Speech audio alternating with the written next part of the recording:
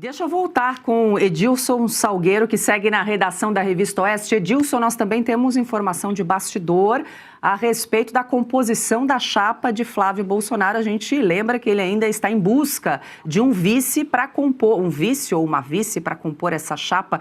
Quais informações que você nos traz, Edilson? Paula, existe essa saga do senador Flávio em busca de um candidato a vice. Então, a escolha mais lógica dele seguiria, naturalmente, por alguém filiado à Federação União Progressista, porque, conforme eu falei, são mais de 100 deputados, e, se eleito, o Flávio vai precisar, naturalmente, do apoio amplo do Congresso, tanto da Câmara quanto do Senado, para aprovar projetos. Então, durante esses meses que ele já anunciou a pré-candidatura, circularam alguns nomes. Tem a trinca de nomes de mulheres da Federação União Progressista. Então, a senadora Tereza Cristina, de Mato Grosso do Sul, a deputada Simone Marqueta, deputada federal aqui por São Paulo, foi prefeita de Itapetininga, ela é católica, então esse eleitorado é do interesse do senador Flávio Bolsonaro. O que as pesquisas mostram é que o Lula ainda vence no eleitorado feminino e católico, então por isso se cogita o nome da Simone Marqueta, e a Clarissa Tércio, que é de Pernambuco. Então são 3 nomes de mulheres da Federação União PP. Ocorre que não houve nenhum apoio manifestado nem do União Brasil, nem do Progressista, e o mais provável é que esse apoio de fato não ocorra. A federação não pretende apoiar nem Lula e nem Flávio.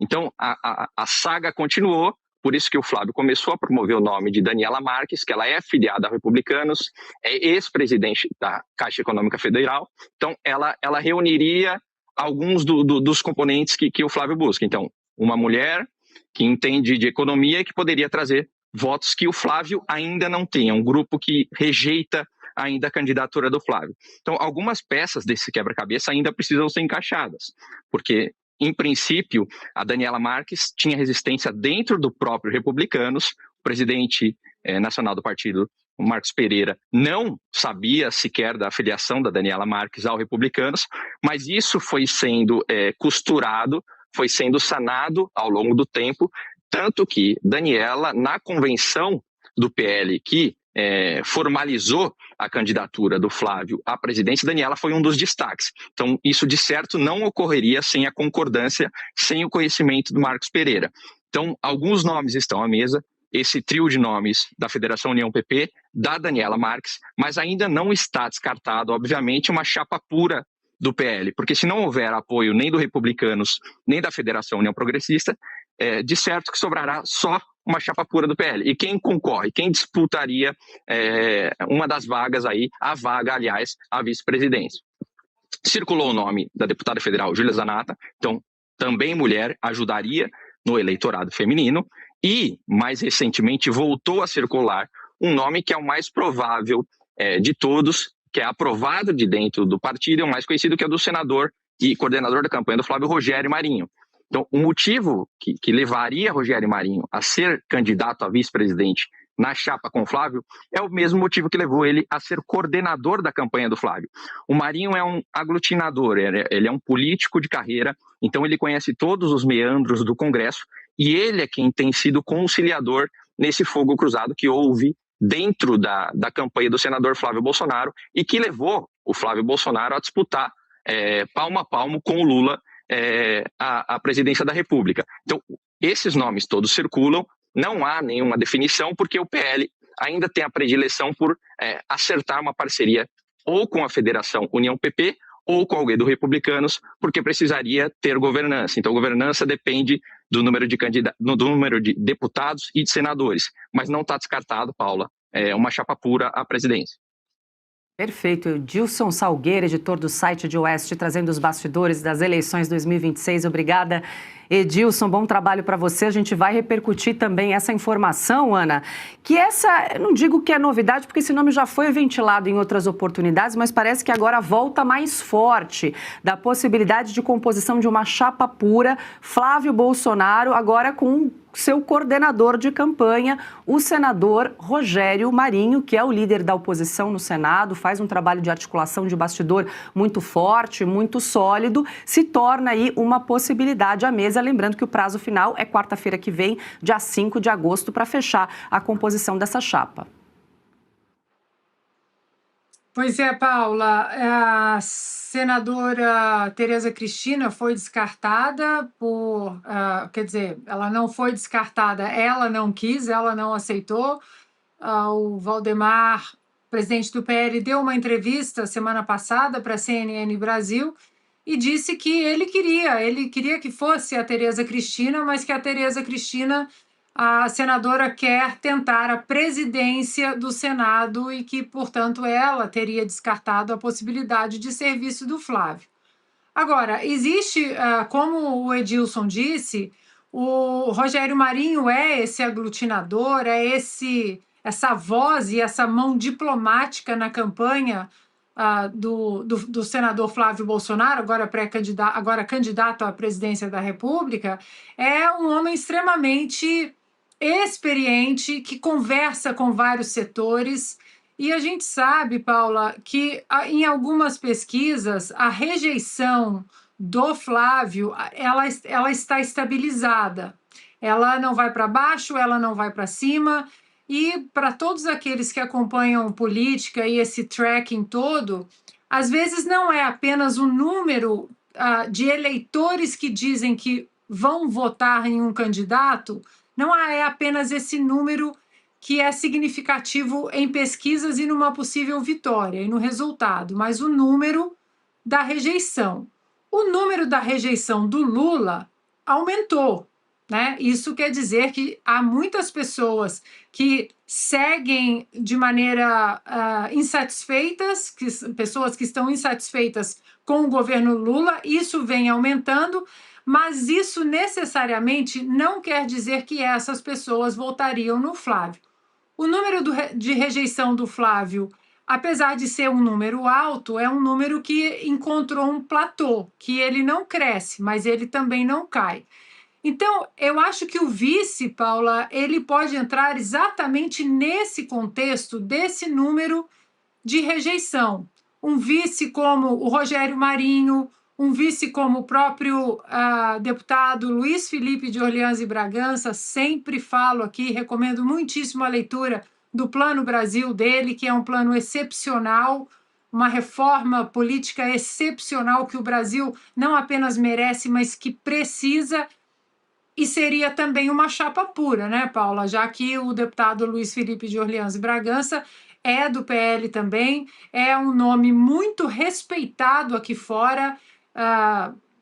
Os americanos falam bastante. O deputado Luiz Felipe se formou também em escola pós-graduada aqui em Stanford, na Califórnia, trouxe alguns pontos importantes do que é feito aqui nos Estados Unidos para essa reforma que seria implementada, tomara, né, que ele propõe para o Brasil, como o voto distrital, como o recall. Então, Paula, eu acho que nesse ponto, de novo, não tenho a expertise política e também os interesses por trás das legendas como Valdemar e outros caciques da política brasileira. Mas eu acho que para a direita no Brasil, Paula, as pessoas não estão preocupadas se a vice do Flávio será uma mulher ou não, se será a Tereza Cristina, a Daniela Marques ou a Júlia Zanata. Eu acho que a direita no Brasil quer um vice competente, um vice ou uma vice, independentemente se for mulher, se for homem, negro, branco, alto, baixo. A direita brasileira já entendeu que um vice, que muitas vezes é visto como um personagem que não apita muito no cenário político, a gente sabe que no Brasil um vice pode fazer muita diferença. Então, que esse nome seja um nome que vá acrescentar a direita no Brasil e as reformas importantes aos planos que o Brasil precisa tocar para frente.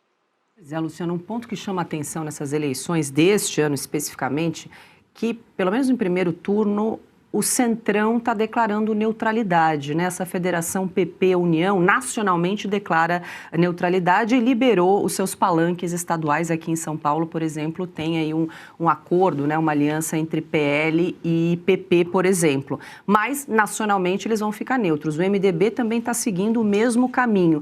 E, pelo que está se desenhando, a gente tem a semana final aí para o Flávio definir o seu candidato ali para compor a chapa. Daniela Marques, que é uma pessoa ali, talvez favorita de Flávio Bolsonaro para compor essa chapa, ela integra o Republicanos, que também não está querendo muito apoiar a chapa de Flávio Bolsonaro, o PL. Então está ficando complicado, tudo parece estar se encaminhando para uma chapa pura mesmo de Flávio e mais alguém do próprio PL.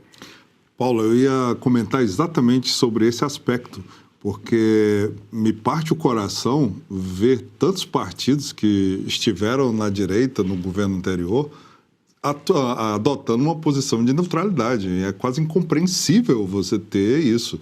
E quando você vê essas coisas, né, às vezes pessoas dirigentes partidários que foram, inclusive, ministros do governo Bolsonaro e agora adotam a posição de neutralidade entre Lula e Flávio Bolsonaro. É algo incompreensível.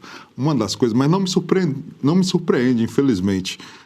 Em 21 eu escrevi um artigo sobre o sistema político brasileiro e uma das frases que eu cito ao final desse artigo, eu acho que é bastante emblemática. Uma das tragédias sobre o sistema político brasileiro é exatamente que os políticos ou os partidos e toda a classe política brasileira trabalha para si, ao invés de trabalhar para o bem comum. Eles deixam de lado o interesse, vê claramente que é detrimental ao povo brasileiro. É algo que não vai levar ao bem do povo.